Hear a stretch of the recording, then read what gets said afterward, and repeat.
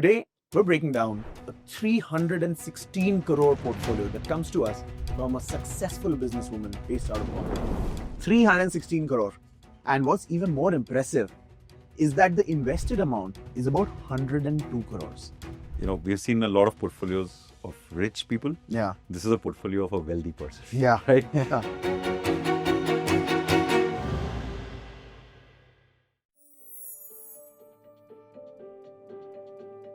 So she's got the conviction of investing 100 crores Yeah. in financial instruments, Yeah. most of them being equity. Yeah. And, you know, you may not believe it, but 100 has gone to 316 in only 6.5 years. Yeah. I'm also just looking at it like 6.5 years. That's a fairly short amount of time to almost triple your entire financial asset size. What do you think she's done right, Sushmit? So point number one, I think the most impressive thing for me is the allocation from equity and debt perspective. Right. So I think that's near perfect, Okay. if you ask me. And the next is, this is the other thing that we would want our viewers to look at, right? Her portfolio, equity portfolio XIRR is 16.9% Yeah. versus benchmark of 15.5%. Wow. So Right. she has beaten the benchmark. Yeah, by 140 basis points or 1.4%. Yeah. But that's not the... It's not. It's not easy. It's not easy. Right? It's not easy. But I'll tell you the more interesting part, right? All this is taken Yeah. is only 54% of her funds have outperformed. Okay. Right. So let's take a step back. What you're saying is that she has 55% of her portfolio, essentially, is the only one that is getting her the 54. 54%. Yeah. The only one that's getting the return. Yeah.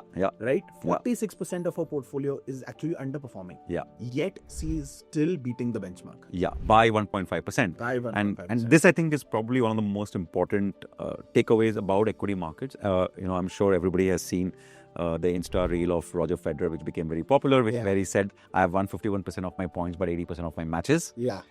This plays out in markets as well. Beautifully. Right? Yeah. You know, it's almost near impossible to have all mutual funds beating benchmarks at all points in time. Yeah. So if you get to like 52, 53, 54%, Yeah. then you've done a very, very As long good as job. more than half of your, or just about half of your portfolio is outperforming, you should be in a good place. Very good place. Right? And I mean, I'm assuming the quantum of investment in them is also fairly equal. Yeah. Right? Great. So I think a big takeaway for viewers that you need to get just half right. Yeah. And I think majority of people just get that wrong as well. Yeah, I mean, sometimes, they say, right, perfection is the enemy of returns. Yeah. Right? Yeah. So if you try to be perfect about it, Yeah. then, I mean, frankly, no one is perfect, right? Got it. One more thing that I'm seeing is that this there is a breakup in the mode of investment, right? I'm seeing 44% in direct mutual funds and 55.5% in regular mutual funds. Yeah. What do you make of this? Obviously, as you know, we are strong stalwarts or believers in direct mutual funds. So it pains me to see that still about half of our portfolio is in regular mutual funds. But I'm sure she has an advisor or a distributor to help her with it. Yeah. And he or she is doing a great job. So I would recommend that she sticks with the advisor, but probably moves towards a larger allocation towards direct mutual fund. Okay. And, the reason for that is, we have spoken about the impact of cost. And I think this is a very, very good portfolio to illustrate how even costs compound, right? Not only returns, but costs also compound. Okay. Let's take 50% for ease of calculation. Yeah. 50% of our portfolio is in regular mutual funds, 316 crores. Let's break that down. Yeah. It's about 150, 160 crores of her portfolio is in regular. Right. Where she's approximately paying about 1 crore of extra expenses every year, right? And that's a lot of money, right? That's a lot of money. That's the only thing I can think of that I would recommend, which is can she shift slowly from less regular to more direct? Understood.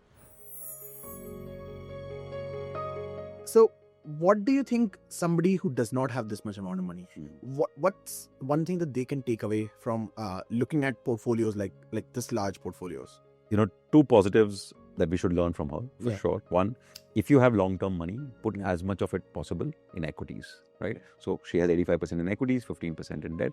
She's kept it quite simple, right? We always say that compounding is a function of how much you invest, for how long you invest, and at what return you invest in. Yeah. This is a great example of how much you invest matters probably sometimes the most. Yeah. Second is she clearly has help, right? Yeah. She has an advisor or a manager like us. She clearly has help. This is a professionally managed professionally run portfolio, right? So there are 1,800 stocks listed in India, more than 500 crore market cap. There are 2,500 mutual fund schemes. We need a mutual fund analyst now, right? You need someone to help you with it. Yeah. And I think that's the second big positive takeaway. The third that we should learn from her, and I hope she appreciates it as well, which is, can you make your portfolio more and more cost effective, right? Because that's in our control. Yeah. Right. So I think, these three things. As always, thank you so much for doing this, and I'll see you in the next one. If you would like to get a detailed breakdown of your own portfolio, you can scan the QR on the screen and download the Dezerv app.